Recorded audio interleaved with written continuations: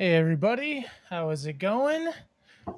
Welcome to the Herbs and Polis live stream. Uh, I just wanted to quickly get us introduced here, and then we can sort of roll into the main content for the day. It is going to be kind of weird because I am both moderating today, but also trying to run everything behind the scenes. Typically, when we've done the live streams in the past, there's other people moderating, so I'm just back there sort of poking around. But today I am moderating, so I do ask for uh, some grace in this area while I'm trying to navigate everything. So. Uh, Glad to have you all here. My name is Mark Lamas Jr. I am the founding advisor for Herbs and Polis, and I am a lecturer at California State University in Bakersfield. And so that's where I'm joining you from today. Um, Really quickly, just to sort of, for anybody who's maybe new and doesn't know too much about Herbs and Polis, we are somewhat new, only starting back in August, and we're really interested in creating quality content for public consumption. That is, creating content about early Christianity and the study of early Christianity, and really making it accessible for not only students and scholars, but also making it accessible for the general public. And so I've really loved hearing feedback from a number of people, talking about some professors who are using some of our short videos in their classes, using our blogs in their classes because they're a little bit more accessible. And so it's been really great to hear from those people. Just to give you some things that are happening on the horizon with Herbs and Polis, we do have another live stream event coming up on December 10th, and there's information on our website if you want to go look at more about what's going on with that event. But we're going to have Professor Kevin Concannon from USC here in California, and he's going to be chatting about his new book, Profaning Paul. And in that conversation, we have Dr. Matt Novenson from the University of Edinburgh, who's going to be moderating that. So that should be a very interesting conversation. So we would love to have you guys out there. If you want to stay up with what we're doing here at Herbs and Polis, here's all of our different social media outlets and our website. We do encourage you to subscribe to get connected so that we can get you content, as much content as we can. And so please do check it out. And as usual, we do always ask that you, with our live streams, that you come, you enjoy it. It is free. This is free content that will be recorded and put up after we're done. You are welcome to use it. This is all good stuff. So make sure you subscribe. All right. Well, joining us today, we have Jennifer Quigley, Dr. Jennifer Quigley. Uh, uh, Dr. Quigley serves as visiting assistant professor in New Testament language and literature at Huron University, uh, uh, at Western University, Huron College at Western University, right? Is that how you say Yeah. it? Huron College. All right. She also serves as one of our advisors as well. And we really have appreciated the work she's done and is doing with us. I think she has a blog coming up soon, so make sure you go check that out too. But today, really, our discussion is going to be focused on her newest book called Divine Accounting, Theo-Economics in Early Christianity. And there is a picture of it. Go get yourself a copy. And we were just talking about this before, we're going to be doing a meme contest for this year during SBL. And I'll get you all of that info before SBL goes. But over those few days of SBL, we're going to have a copy that we're going to give away. And, it's a pricey book, but you know what? It's going to be given out for free. And so make sure you get in on that action. But Divine Accounting, I'll put it back up, but Divine Accounting was just released with Yale University Press. in June of this year. So it's a fairly new release. And so you definitely want to try to get your hands on a copy of that. And that is going to be the main content of what we're talking about today. Excuse me. Just to make sure we lay out the format for today, we are going to be going into a 30-minute interview with Dr. Quigley. And during that interview, should anybody have a question that you want to ask, all you need to do is add it in the comment section that is on whichever platform you're streaming from. So it'll all get to me, and hopefully we'll have a time where questions will come in and we can think through those with Dr. Quigley live here. So again, we only ask that the questions that you are asking us are relevant to the topic, and so you don't want to go off on something that we're not actually talking about, and so we trust our audience will ask great questions. All right. Well, looking forward to a really good discussion today, and thank you everybody who's watching for being here, and thank you Dr. Quigley for making time for us. I'm excited to have a chat about the book. Thanks. Yeah, I'm really glad to be here. Thanks for doing the interview. Yeah, it's fun. Well, cool. Well, let's sort of just jump into it. I've been enjoying reading it the past week or so, and prepping for this discussion today. Why don't we just sort of start with the big question, right? Let's start with what is the big idea of this book? What's the big idea of divine accounting? Yeah, thanks. Yeah, the big idea of divine accounting is that theology and economics, things that might be very separate categories to us in our contemporary minds, that might be separate departments in our modern universities, are not actually such separate categories in antiquity. And in fact, people in antiquity would have understood the gods and the divine as participants in the economy, that you would have run into the gods everywhere doing your day-to-day financial transactions, but that also spaces that we think of as religious spaces, like cultic sites, for example, are also places where business is getting done. And so something about the way our kind of scholarly categories of dealing with kind of economic contexts separate from religious life is, I think, limiting how we could maybe think about New Testament and early Christian texts in the context in which they emerge. And so kind of my really big point is that gods and goddesses are understood as economic actors. They own property. They participate as parties in contracts. They have bank accounts. They sometimes run banks.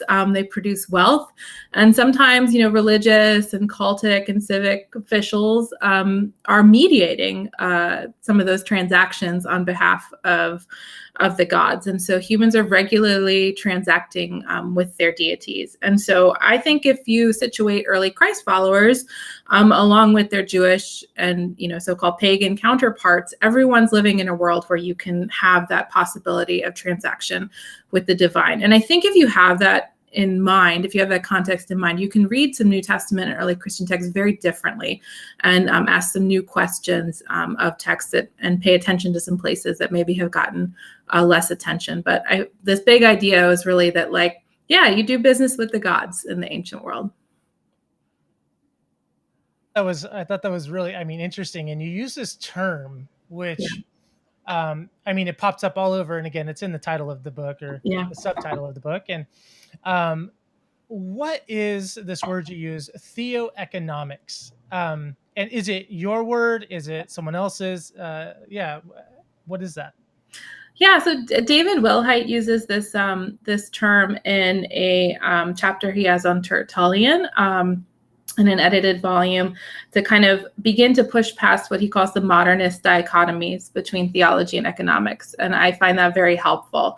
I'm using it to try, I was trying to think of something to expand our methodological imaginations. And so to take into account a kind of vibrant possibility in which gods and humans are transacting everywhere. David Wilhite's work is largely work, I would say, mostly still focused on kind of human interaction, like charity for widows, etc., and some of the ecclesial and theological entanglements that happen. I think that's really important. What I mean when I'm using it is to try to kind of map out this big thing where we have divine activity in the human economy. We have a kind of divine economy that might have its own sets of kind of commodities or types of transactions, and that we might have the ability for humans to kind of affect that divine economy. So I'm trying to really blow out that category and think about it as expansively as possible. And I think sometimes it takes, new words to try to get us past some of our traditional academic silos to describe a kind of reality that's really hard to get a handle on. And so I thought kind of expanding that term was really helpful for my own thinking. So yeah. Great. As I was reading the book, I'm going like, man, what, there's this funny image of, like a pocketbook or something, or like a sort of purse at the beginning where, yeah, it's a sort of, I don't know. I don't want to poke fun, but no, go for it. Yeah, I love this image. It's yeah. But it just made me think, like, what was the sort of impetus to sort of get you to start thinking about this concept about Theo-Economics? Like, what sparked that sort of, I don't know, what was your origin story of writing the book? Yeah. First of all, I love this photo. One of my former students, Karen Mancinelli took this photo. This is a check. It's going to be terrible, but there's a checkbook holder. And it's got a quote of Philippians 4:13. I can do everything through him who gives me strength. And you can buy these kind of like checkbook holders from a website. I won't tell you which one. You can ask me later if you're interested. And a lot of them use these kind of like Bible quotes on like checkbook holders. So like, when do you even write a check now anymore? Like nowadays, it's when you have to like write a really big check, like a rent deposit or something. And so just the idea of like invoking God, like, please God, there will be enough money in this checking account for this check not to bounce or something, that you would envelop your financial transactions with like biblical citation is super interesting to me. And I think that maybe even our modern stuff is not as separate as we sometimes pretend it is. And so that checkbook is kind of my favorite little bit. I'm so glad I got to put it in the book. But anyway, my origin story is that I started my doctoral program. The very first semester was the height of the Occupy Wall Street movement. And so folks were like camping down in Zuccotti Park in New York City. And this was very much present and live at Harvard as well. They actually shut down the yard. They locked the yard for the first time in some huge amount of time. As Harvard students, especially and including Harvard Divinity School students, were protesting economic inequality, big banks, etc. And Harvard Divinity School students, as I said, were super involved in this. And here I am, like my first semester, just trying to survive the adjustment to doctoral work. And I was just so fascinated that people were using the Bible and using their religious tradition to think through issues of income inequality, economic justice. Like there were people in collars down at the protest sites or with incense. And I was like, what are people in early Christianity doing? And I just, I felt like there'd been such really great work on things like gender or sexuality or enslavement. And I just wanted to see a little bit more the diversity of what's going on in early Christianity with some of these kind of themes, and to think about how also, New Testament texts are used both for economic exploitation today and also to kind of for communities that are thinking about, utopian possibilities and alternative models. So I just found that really exciting to think through, and, was grateful to kind of have that inspiration during my time at Harvard. Thinking about these divine entanglements, I guess that you call them. I mean, you're talking about like, hey, we actually have these things happening still in the modern world, right? Yes. Still, very much so. Again, writing that check and going like, oh God, there's some there's divine connection between the human and the bank account, Yeah. and the divine. And Yeah. um what I guess what evidence do we find? Like, where do you look, I guess, to find this evidence of these divine and human economic entanglements in the ancient world? Like, again, we've Yeah. sort of noted where we see them here, but where Yeah. do we see them in the ancient world? Yeah, I just want to give one last quick shout out to the contemporary stuff. Catherine Lofton's Consuming Religion book is one of my favorites, and I'm just so inspired by it in thinking about some of these contemporary things. Yeah, but for the ancient world, you find this kind of evidence of divine human economic entanglements everywhere. And so much so, I have like a whole chapter. The whole first chapter of this book is dedicated to examples to kind of reorient your thinking a little bit. And I will say that a lot of this evidence comes from the kind of day-to-day ordinary evidence. So you might not find this as much in kind of like elite literary texts all the time. Sometimes you will, but you're going to find it in the kind of inscriptions, the objects, the contracts, the day-to-day little bits of papyrus and small finds that you might encounter. And why? Because if we think about our own financial transactions, that's often part of our kind of mundane everyday stuff.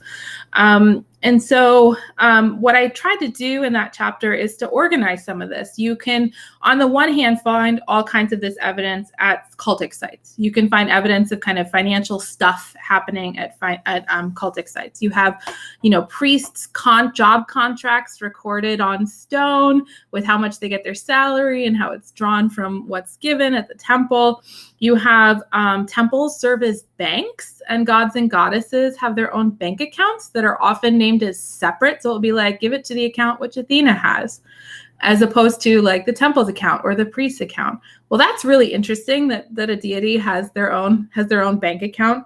And you also can think even just of like the system of the sacrificial system as being inherently a transactional and financial transaction that is occurring. So you have lots of ways in which like gods and humans are transacting with one another in cultic sites. So maybe that's not so surprising to you. Maybe that's something you're more familiar with, but we can also kind of flip that. So when we go to spaces that we might think of as kind of solely commercial, you're also going to find the gods everywhere. So if you went to go, I don't know, even just buy a little bit of oil in the Macallan or marketplace in Philippi, you are going to, for example, complete your transaction using some coins that are probably going to have an image of the emperor, the divinized previous emperor, or gods and goddesses on them. You are probably going to have, you might have your oil or flour or grain or whatever measured out in a kind of table with a little scoop in it. And they would have a little hole at the bottom, so you got just the right amount of stuff. And there's evidence of a table and that has inscriptions dedicated to a local hero. You have local statue bases that would have had a statue of Equitas that was confiscating when people had kind of false weights to do kind of shady business with, right there in the middle of the Macallan. And so you'd have a kind of divinized figure in statuary there. And even the actual kind of measurements themselves, the cover of this book is actually, it's really blown up, but this is a weight bust. And so like the weight standards, it'd be like, oh, I want 1 pound of such and such. Those are often coming in the figural heads of either the emperor or a deity, often Hermes. And so you literally like couldn't walk through and do your day-to-day, like buy some groceries without running across the divine. And so we need to think about like not special spaces for doing religious stuff and special spaces for doing financial stuff, but all of that is kind of messy and entangled together. And you really get a sense of that when you start looking at some of the material evidence. So Interesting. And in thinking like, it was funny. I found myself going like, why don't we think like this, right? Like as moderns, like it seems so like duh, like, hey, the gods are pervading everything in the ancient world. And yes, we say that in our classes or we do, Mhm. but when we get down to the text and the sort of hard evidence and looking at it, like, do we actually think that way? And do you Yeah. think, I don't know, like, is there um perhaps like the modern influence on ourselves and like trying to separate out those two worlds? Do you think that has a sort of influence? Oh, absolutely. For me, this was kind of like a switch going off. Like when I finally started reading enough of this stuff and seeing it enough, I just started seeing it more. And I think that's really true. And I also think there's some contemporary like anxieties we sometimes have around these things. I mean, like, for example, like prosperity theology is such a like a maligned and like everyone gets dunk on prosperity gospel preachers stuff. And I think there's something about like the openness of it that is drawing some of that energy as well. And so I think there's a way in which so much, in my North American context here, like money stuff is private. And so any ways in which that might interact with religious lives themselves is also private. And so I think that kind of helps us to kind of elide things that might be there. And that I think kind of means we don't always notice what's there in some of the ancient evidence. Yeah. I thought it was a really interesting, I think it was Apollo who becomes like the owner of a slave. Yes. And I thought that example was just so interesting that I don't know if you want to describe the Sure. I thought it was great. And I have to give a shout out here to my colleague Tyler Schwaller at Wesleyan College in Macon, Georgia, and he's written on this as well. But at the temple of Apollo at Delphi, you find like all of these manumission inscriptions, in which all these enslaved persons are being manumitted, often in a kind of temporary way, like you still owe X, Y, or Z, or you still have to produce such some children, et cetera, et cetera. Well, the formula for all of these almost all of these manumission inscriptions are actually sale contracts. And so rather than being like so-and-so is free, what happens is the enslaver sells the enslaved person to the deity Apollo. And then like there's a formal contract, there's witnesses.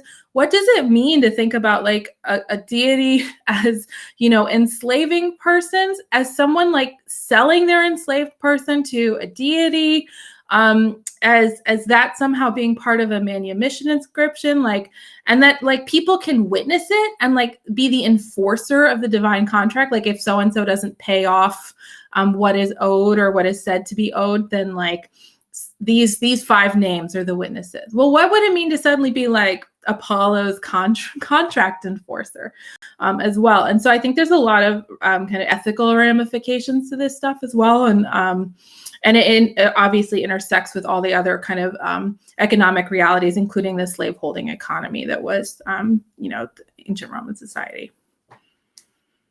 I thought that was all super fascinating. I mean, I appreciate you expanding on that. Well, good. So economic themes sort of seem to be this like increasing trend that we're seeing in New Testament, and you talk about this trend, and I was curious, how do you see your project fitting in there in that sort of bigger scope? Yeah, I'm really excited by all the work that continues to be done. And I think it's absolutely a growing area in the field, which is awesome. I think, two things I'd really highlight since, before, but especially since Steve Friesen's, now famous article, Poverty and Pauline Studies, came out, people have been continually trying to kind of wrestle with how to stratify the earliest Christ followers. Like, how poor are they? Like, how economically marginalized are they? How do we think about this? How do we classify? How do we think about the socioeconomic context of the earliest Christ followers, kind of in the broader socioeconomic context of the Greco-Roman world? I have a chapter in the new book, The Struggle Over a Class, which was edited by Tony Ketty, Steve Friesen, and Michael Flexenhar, which is a really, really great book. Not my chapter, but the whole book is really great. And it's really taking up this question of like, how do we think about class? Is class a useful category of analysis or not? How do we stratify the earliest Christ followers at different kind of textual points in the history of Christianity? And I think that's all super interesting and continues to be kind of fine-grained, honed, and are definitely kind of the questions worth thinking about. I think those questions often, again, have a very human focus to them, right? So my chapter in that book is like, well, where are the gods classed? Are the gods like the super elite? Are they like sometimes not. Sometimes humans get to control, kind of like have a lot of control over what access to resources the gods have through things like sacrifice. So I'm really interested in, like, if class is going to work as a category, it's got to have to be able to take into account that, like, divine beings somehow belong on that stratigraphy there. And I'm not always sure how that works. So, but I really love that kind of work, and I get a lot out of it, and it helps me contextualize like what's going on in like Philippi, for example. The other one I would say, especially coming out of Pauline studies, is there have been a number of books in recent years on gift, on the gift and Paul, right? On language of gift exchange, especially on language of charis, right? Which often gets translated as gift, but also could be translated as grace in some contexts. And, I would just highlight, especially like Tom Blanton's A Spiritual Economy and John Barclay's Paul and the Gift. I think what's really exciting about that is some of those pieces, some of those projects are starting to think about divine human reciprocity and exchange and like a gift system as including the divine in it. I find that really exciting. I'm interested in those arguments, and I think that's really great. I think though that there's a kind of continued focus on this like really particular term and set of terms and these particular texts, and I think it's coming from larger trends in our field, like charis, how you translate grace, like this grace language might have implications for like people who do theology. It might have implications for like, I don't know, all of Protestant theology, if free gifts are no longer free, but are part of some, like if we can think interdisciplinarily about, anthropology and gift exchange. And if free gifts aren't free, and this word has come to have so much kind of theological weight in particular Christian communities, well, that really matters, right? That scholarly conversation is really important. And I do think it's really important. I hope my project is just opening up a whole new range of questions and a whole new range of like other places in the text we can look, that just continues to make more things possible, while the kind of fight is being had over gift language and reciprocity and what charis actually means for the letters of Paul. So yeah, and I appreciated that. I thought at a number of points you were like, all right, we've talked enough about whether Paul accepted financial support. yes, We've talked enough about whether the Pauline corpus has this ethic of care yes, for the poor. yeah, We've talked about all these things. All right, and we're still leaving out this theo-economic piece of it, and yeah, it's just like, and it's so blatantly there, so I thought that was fantastic. But this also leads me to a critique that you made, and I can't remember exactly who it was, but you made a critique, I want to say it was Barclay, and not that you're very cordial, but it was, you said there was actually no mention in that whole book about material evidence, which I thought was really interesting. So this sort of segues me into the next question, which is about this idea of material culture. One, I would ask you, why is evidence from material culture helpful in thinking about economic themes in the New Testament texts? And I will say this, as someone who I live in the world of coins. yeah, I absolutely love the amount of like sales receipts that you used. yeah. I mean, I thought that was just all fascinating. There were a number of inscriptions that were new, that were innovative, and so I really appreciated that. And then also the coin topics. I mean, I live for that. So thanks for doing that. But answering the question, yeah. Yeah. Well, folks should ask questions for not just me, but Mark about coins in the chat for later, because I could nerd out on coins all day. But why should you nerd out on material culture stuff with me? I do. I have like, I think at least 3, maybe 4 like camel sale contracts in antiquity. Like camels are expensive, by the way, but like there's a lot of stuff on some of this weedsy transactional stuff, and like why should you care about it, or why does it matter for thinking about these economic themes? Yeah, I think a lot of New Testament scholarship continues to look at kind of literary comparanda, which is great. It helps us get sometimes some of the kind of semantic range, but especially when we're thinking about economic themes, there's a huge kind of gap between however you're going to stratify early Christ followers, that they're members of the 99%. They're not the super elite. And so if you're reading, a text like, Seneca's De Beneficiis to get a sense of like, here's what gift giving customs are like. It's giving us a lot of evidence for something, but it's also giving us evidence for, this might be overstating it, but this is like asking Jeff Bezos what like donation practices are in 21st century America. Like, it's giving us a super elite sliver of evidence. And I think especially when we're talking about kind of economic themes, and especially when we're talking about the letters of Paul and the communities to which Paul is exchanging letters, I think it's really helpful to try to see if we can get some evidence that's more on that 99% level. And so I think something like camel contracts or a lease for your vineyard might be something that other early Christ followers would have had to deal with in their day-to-day, and might give us some other things that we could look at in comparison. And so I think material culture evidence is kind of essential for getting as full a picture as possible of what kind of not just human financial transactions are happening. Because of course you want to look at the receipts if you want to see that stuff, but also you even get like mentions of the gods in sometimes in those little vineyard leases or those camel contracts. And so we can see evidence of the divine activity even at that more kind of mundane, less expensive level as well. So.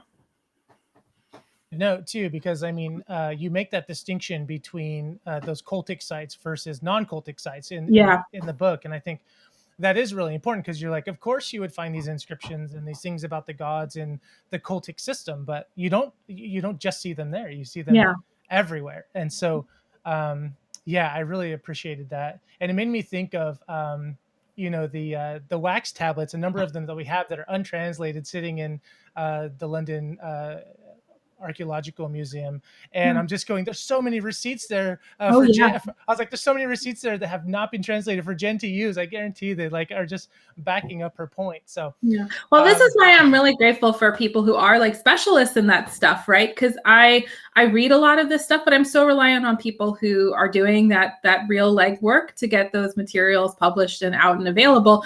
And I hope more scholars in New Testament studies engage with those kinds of materials in their work.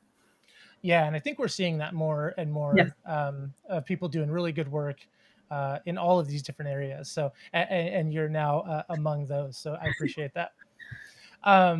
Okay, so now we've talked a lot about sort of, outside of the New Testament and talking about Theo-Economics, but I guess thinking about the New Testament, like, where do we find this? And I know in the book, you take up quite a bit of time dealing with Philippians, and so where do you engage these New Testament texts?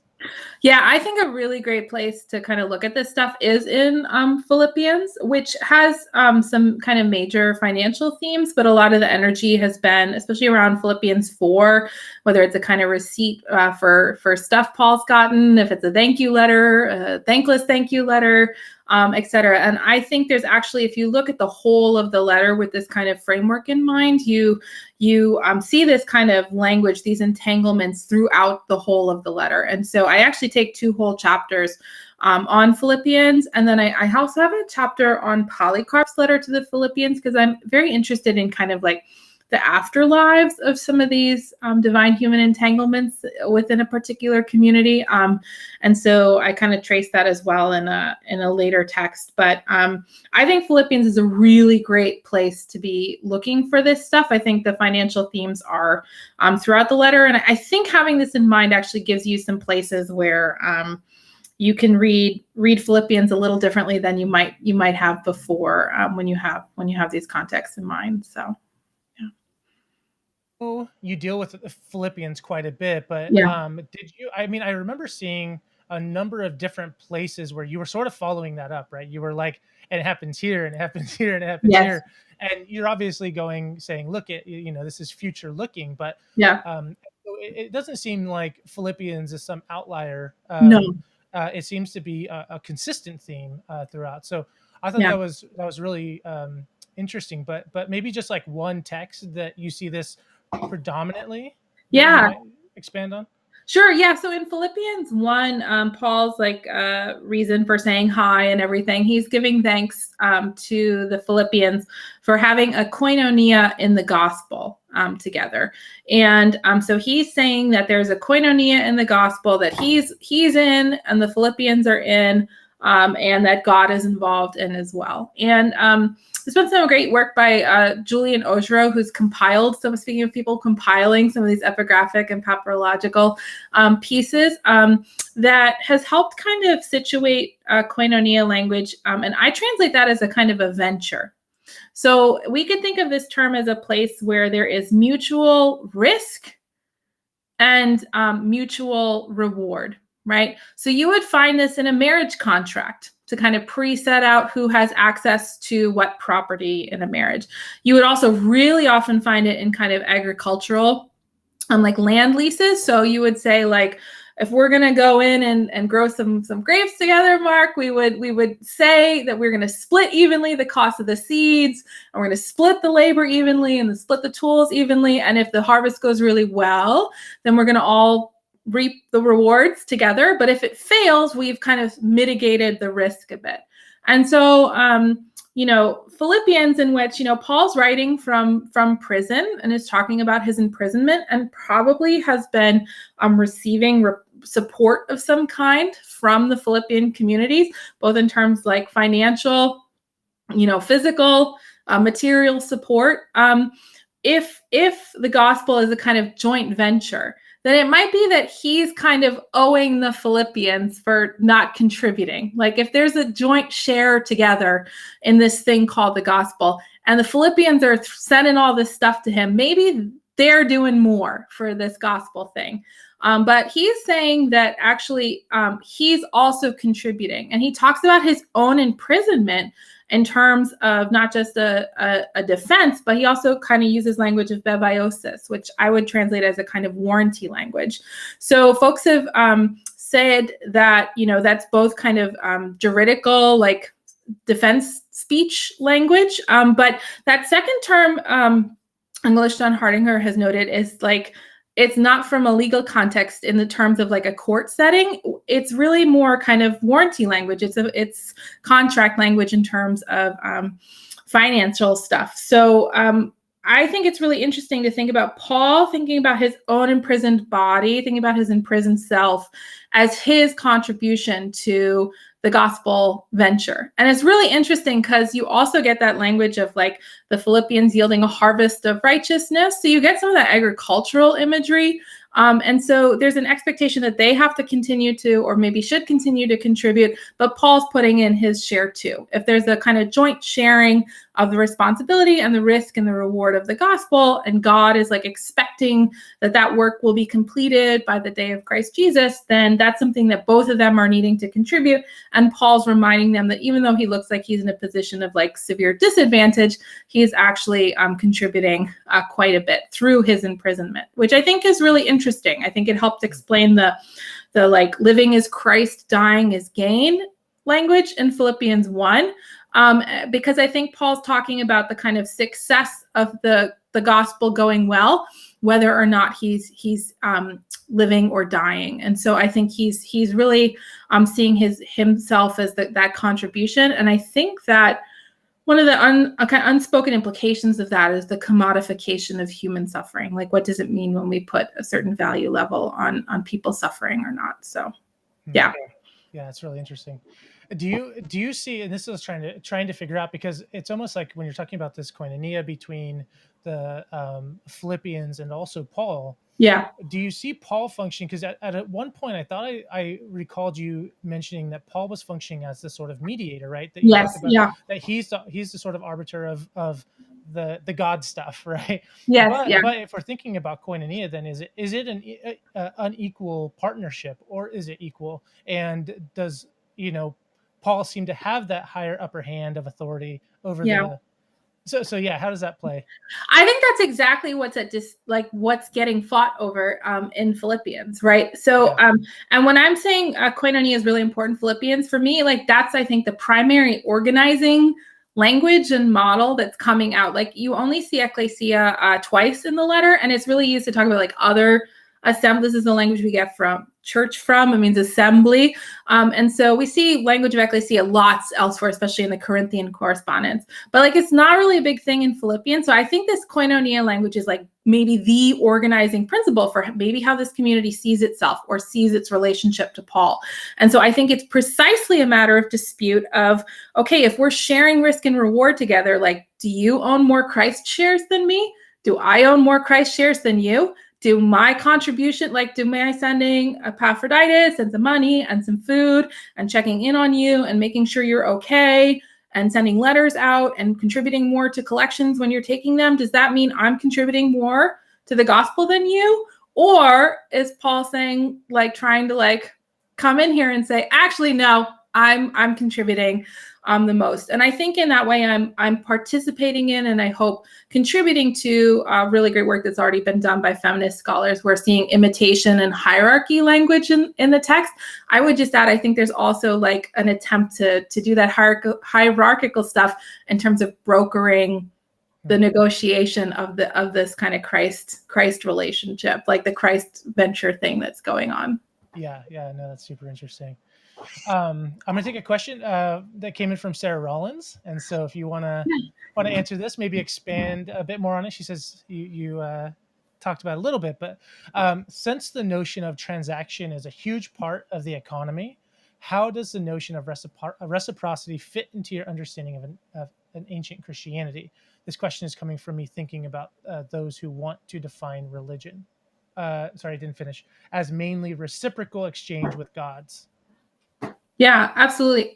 That's a great question. And this is something I'm like constantly trying to think about myself. Like, is religion ultimately like transactional with the other? Like, is that maybe how we just should think about religion as a category? That's another place where, again, I'm like, Catherine Lofton's work, Consuming Religion, is like, religion is that which we consume, but that which we are consumed by. So I think those models are really provocative for me and really interesting. I think I really appreciate you leaning into the reciprocity piece of this, because sometimes you might hear all this economic-y stuff and you might just kind of also, I might want to port with my modern 21st century brain, like I'm doing this kind of like capitalist thing with it, that everyone is acting. I'm not saying that people in the ancient world are rational choice economic actors who only do what's in their best financial interest to kind of do their transactions with their deities, that you only do stuff to help yourself, that you are, of course, going to exploit others when you can.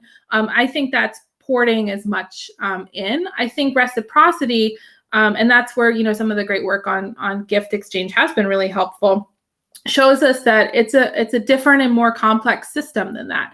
And I think you do see that in the letter to the Philippians. You see this community might be the poorest of those with which Paul exchanged letters, right? Like he actually like dunks on the Corinthians for not giving as much as those folks in Macedonia in the Corinthian correspondence. So these are people who know hardship, and probably economic hardship, as Peter Oakes has argued, and that it's really interesting that all this kind of theological and financial interchange happens for this community, that they're finding kind of alternative models. There's a lot of language of abundance in Philippians, that they're finding ways in which giving or support or mutual aid for someone who is in need, for like their buddy who's in prison, is meaningful, is a way of accessing divine abundance in a way that I think is a lot less cynical than thinking about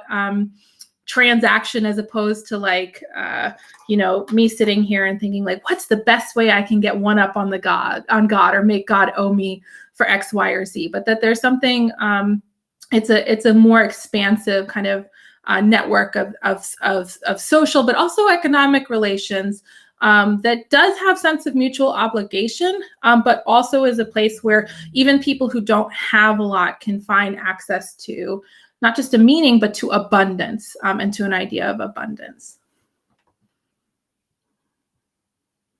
Thanks for that question, Sarah. That's a great question. Robin has a question as well. So, what are our viable alternatives to the category of economy? Well, I would want like more follow up on what's meant by this question if Robin is still around. But I can also take a stab at it. I think that I do some reading around Roman economic history and people who are trying to use some of the methodologies from economics to think about, to model what the ancient economy looked like, whether it's growing or stagnant, or how prices are changing over time. And I find that stuff endlessly fascinating. But there's also a really great article by Kim Bowes recently called "When Kuznets Went to Rome," and it's kind of also critiquing a lot of that work. Like, what does it mean to do economic history? Can we do stuff at such a macro level? And I think that sometimes when we have a category of economy with all of its kind of disciplinary weight and stuff, then I think that we bring with that all the methodological assumptions and pieces. And so, she's encouraging like looking at stuff on the micro level. And so, my book's not going to tell you about like the performance of the Roman economy in the mid-1st century CE. But I think it is actually giving you a really good picture of something that might fall under this thing called the economy, or under this thing called theology and the economy. And you see now why I am using words like Theo-Economics is for something that we struggle to find language to say. So, yeah. She did give there got more stuff. Yes. Go ahead. Do you want to keep going? Yeah. So there's what are our viable alternatives? What are their options other than class? I'm not sure. I both find it like super helpful and super unhelpful, right? Like, we want to say, I don't want to make invisible the vast, like really vast income and wealth inequality that exists in the ancient world. And sometimes I think we forget it, and we try to like middle class Paul, like we try, the pull yourself up by your bootstraps, Paul. This is where some of this energy around whether Paul takes money from communities or not comes from, or whether he's got a consistent financial policy. Because of course, Paul needs to be like independent, self-sufficient, self-made man. I think that our energies in that direction have been really unhelpful. But at the same time, like, we need to keep talking about income inequality and access to nutrition and the vast pyramid of who's there in the ancient world that includes enslaved persons and free persons who are lower class. So I don't have a solution for that. It's something I wrestle with, and maybe one of my other colleagues in the Struggle Over Class volume came up with a better answer for it. But you'll see, I think, in that volume the struggle to figure out what to call this stuff and how to think about it, because we're always so afraid of anachronism, but we also need to be able to talk about some of these socioeconomic realities. Yeah, no, that's great. Thanks for the question, Robin. That was really, really good question. We got another one came in from David Burnett. Thanks for the question. He says, acknowledging the ubiquity of reciprocity and gift exchange in ancient Mediterranean socio-religious context, what was the actual economic appeal to join early Christ-following communities? That's a great question. I would situate that question with why, especially when I'm talking about, some of these communities which exchange letters with Paul. I would situate that question in like why it might be beneficial to join an assembly in general, to join a societas, to join a trade group or a religious group, these small Greco-Roman associations that include, or why to hang out with a synagogue, or why to hang out with a Christ-following community.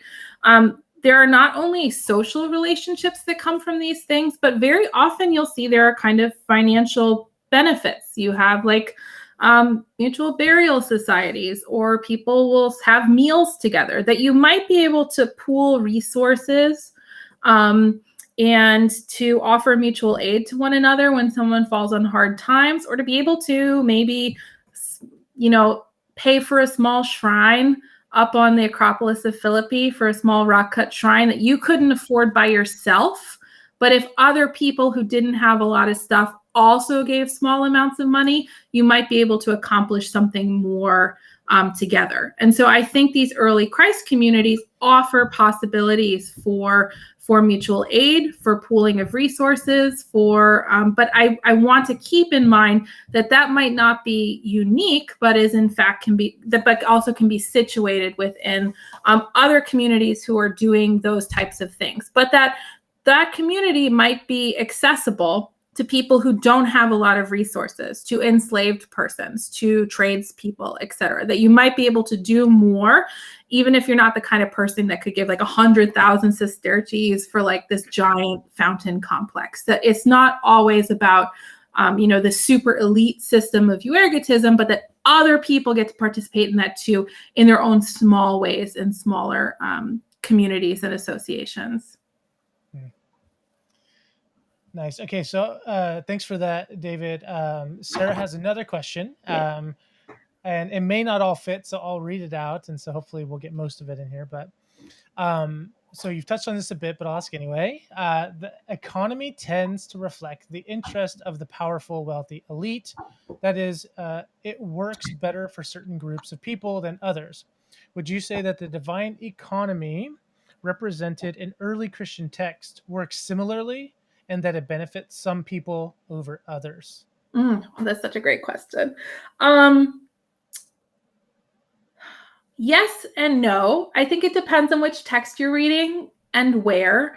I think even in Philippians, you get a little bit of yes and no here, right? So on the one hand, the fact that you could be someone who doesn't have a lot of resources, who gets to be like a full shareholding partner in the gospel and a full contributor that will help yield a harvest of righteousness and that participates in divine abundance, and that God might pay off any outstanding lack according to divine riches, which is happening in Philippians 4, that you might be like someone who doesn't have a lot of resources in Philippi, and you get to participate in that, even without, even if you can't give a lot of money, but you can carry a letter, or you can in some other way contribute, offer kind of intimate labor and care, right? That is something that might be accessible, right? That might make the divine accessible to you in transaction in a way that I think is part of other kind of ordinary religious transactions, from like, curse tablets to anything like that. But at the same time, as soon as Paul starts trying to maybe broker access to God, or to commodify his own suffering and then use himself as an imitation, once you start commodifying suffering, you can put some people's suffering above other people's suffering, right? In Philippians 3, when he's doing all the like, everything I had as a gain, I now count as a loss, he says, in order that I might gain Christ. And he really made, like, the verb there is like to gain a profit. So what does it mean when you've actually even commodified Christ, right? You begin to set up a system where who gets to buy into, to have trust, to have pistis, to have faith, but the Teresa Morgan's work, like the economic sense of pistis in Christ.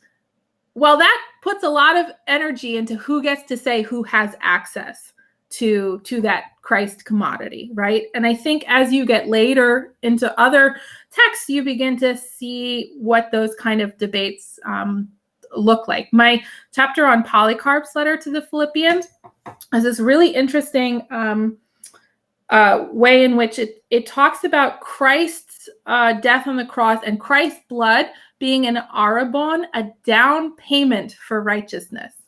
So what's it now mean that and this is a text that has lots of issues with wanting you to follow right teaching and not follow bad teachers and et cetera. So now to threaten kind of divine judgment, to have commodified Christ so much that Christ's death or Christ's blood is a down payment, that means that we humans owe more. We better pay off the rest of that contract, or we are held liable not just for what we do, but for the loss of the Christ down payment, right?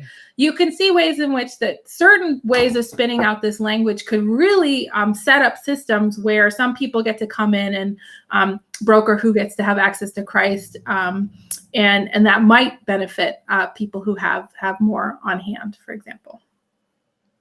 Yeah, that's great. I like that answer.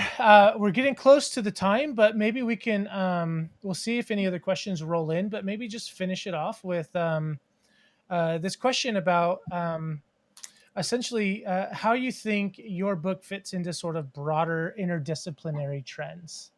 Yeah, thanks. Yeah, and thank you all for these really great questions. They're really helpful, and they really help my thinking as well. Yeah, I think that kind of thinking about economics themes in the study of religion is a broader trend. I hope my book could be in conversation with consuming religion. What would it mean? And this goes to Sarah's question, to think about what would it mean to take economy or some other term as a kind of organizing principle, reciprocity, transaction, as a way to think about religion, or the category of religion, especially across time periods. I'm hoping that my project also can contribute to conversations in classics. That's the Kim Bowes piece I was talking about, that maybe we could think about the economy using different types of things, that this can be part of a kind of cross-disciplinary conversation that's going on. There's this really great book, Beate Dignus's Economy of the Sacred, and that is looking at all these kind of land transactions that are happening in Asia Minor, and it's all these amazing stuff. But she keeps trying to figure out why the heck someone would sell their land back to the temple, and it would make sense financially, and it doesn't make sense financially. It's a loss. She tries 50 million ways, and it doesn't work.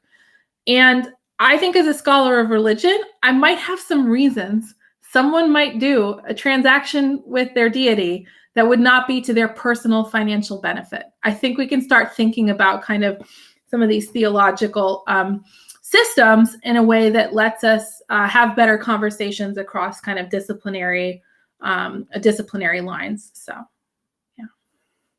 Great. Yeah, I appreciate all of your questions, everybody who asked them. I appreciate Jen coming here and doing all this. I mean, it's a lot of information you gave out, and I think just really great information, and people even commenting, this was fantastic content. So that's wonderful. So I know everyone who's watching just wants to thank you for that. Thank you. The video will be up and posted for you all to have. It'll be up on the blog. You guys can use it in your classrooms if you want to. And remember, keep an eye out. We're going to be doing the book giveaway for Dr. Quigley's book, which is, again, fantastic. And I love that you don't just critique New Testament people. I love that you critique classics too, that they too, it's how have we all missed this? So it's fantastic. And I think will be a really good help for anybody doing work in this area. So again, thank you so much. And that's it for us until our next event with Dr. Concavin. We appreciate your time here. And thanks, Mark, for both running the back end and doing this interview. And thank you all for coming and for your really, really excellent questions and your engagement with my work. All right. Have a good day. See y'all.